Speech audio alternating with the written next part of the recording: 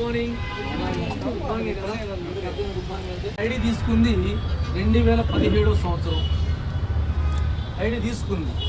But యాక్టివ్గా work start చేసింది 2021-22 చేశారు. ఈ మధ్యలో గ్యాప్ ఎంత ఉంది? ఎంత ఉంది? మీరు కూడా మాట్లాడితే మీటింగ్ అయింది, నేను మాట్లాడితే ఉపన్యాసం అయింది. మనకు ఉపన్యాసం అవుతుంది, కలిసి మాట్లాడుకుంటే క్లారిటీ వస్తుంది. Yes or no? ఓకేనా? రైట్. సో ఒక 4 years అంతేనా? నియర్ బై 4 years స్లీప్ మోడ్కి వెళ్ళిపోయా. హిస్టరీ నాకు సంబంధం లేదు. కారణం ఏంటంటే ఈ 2017 జాయిన్ అయినప్పుడు బట్ మన దగ్గరకు వచ్చారు. సార్ జాయిన్ అయినటువంటి 7 days తర్వాత జాయిన్ అయిన వారం నా దగ్గర గురుగారు వచ్చారు. ఓకేనా అన్న, ఇట్లా వెస్టేజ్ కంపెనీ ఒకటి ఉంది, జాయిన్ అయ్యి పని చేద్దాము, పెట్టుబడి లేదు, మనీ ఇన్వెస్ట్మెంట్ లేదు, డబ్బు కట్టించేది లేదు, డబ్బు కట్టేది లేదు, నష్టపోయేది అయితే ఏం లేదు. మరి డబ్బులు కట్టకుండా పైసలు ఎట్టు వస్తాయి, మరి మన కమిషన్ ఎట్టు వస్తుంది? అది నాకున్న డౌట్. ఓకేనా? అప్పుడు ఏమన్నారంటే ఇది ఒక ప్రొడక్ట్ బేస్డ్ కంపెనీ, ఇందులో ఇంట్లో వాడుకునే కొన్ని ప్రోడక్ట్ ఉంటాయి, అది వాడుకొని చెప్తే పైసలు వస్తాయి అన్నాడు. నేను చేసేది 2000 సంవత్సరం డిగ్రీ పూర్తి అయిపోయింది, BA క్వాలిఫికేషన్, జాబ్ కోసం 4 years ప్రయత్నం చేశాను, 4 ఏళ్ళు ఉద్యోగం రాలా. ఈ టైంలో ఎక్స్పీరియన్స్ లేకుండా ఒక మెడికల్ షాప్ స్టార్ట్ చేశాను. మెడికల్ షాప్ నాకు 2 లక్షలు పెట్టుబడి, నెలకు 30,000 వస్తున్నాయి.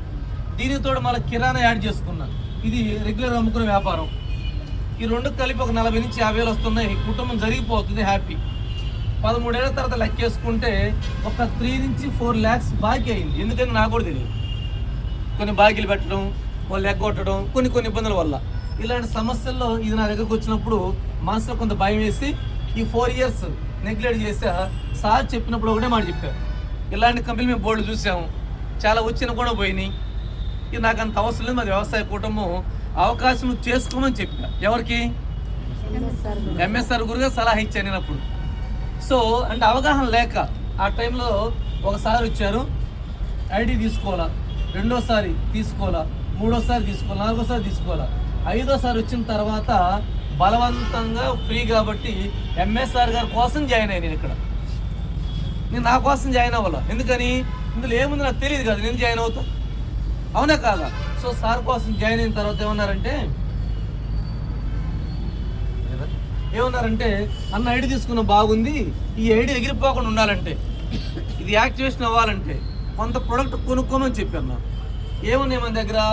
హోమ్ కేర్, ఇంట్లో వాడుకున్నటువంటి సబ్బు, paste, brush, shampoo, hair oil, tea పొడి, వంట నూనె, ఇట్లా కొన్ని వాడుకుని ఇంట్లోకి ఉన్నాయి. రెండవది వచ్చేస్తే హెల్త్ కేర్, మన ఆరోగ్యానికి సంబంధించి ఉన్నాయి. కాలిగోటు దగ్గర నుంచి మన జుట్టు వరకు ఎలాంటి హెల్త్ ఇష్యూస్ రాకుండా, ఫ్యూచర్లో ప్రాబ్లం రాకుండా ఉండేటువంటి హెల్త్ సప్లిమెంట్స్ ఉన్నాయి. మెడిసిన్ కాదండి, ఇవన్నీ కూడా హెల్త్ సప్లిమెంట్స్. ఇవన్నీ సప్లిమెంట్స్ అంటే పౌష్టిక ఆహారం, ఇవన్నీ వచ్చేస్తే ఆకులు, అలములు, ఫ్రూట్స్, చెట్టు వేర్లు, బెరడు, కొన్ని కాయలు తయారు చేస్తాం. ఇవన్నీ న్యాచురల్ ప్రొడక్ట్. ఇది వాడుకుంటే హెల్త్ ప్రాబ్లం క్లియర్ అవుతుంది. ఉన్న వాళ్ళకి, లేని వాళ్ళకి ఫ్యూచర్ రాకుండా కాపాడుతుంది. వాడొచ్చా, వాడకూడదా? ఓకే, వాడొచ్చు, బాగానే ఉంది. మరి వచ్చిన వాళ్ళు డాక్టర్లా? మన దగ్గర వచ్చిన వాళ్ళు మరి డాక్టర్ చెప్పండి ఎట్లా వాడతాం మరి మనం? అవును, డౌట్ ఉండదా?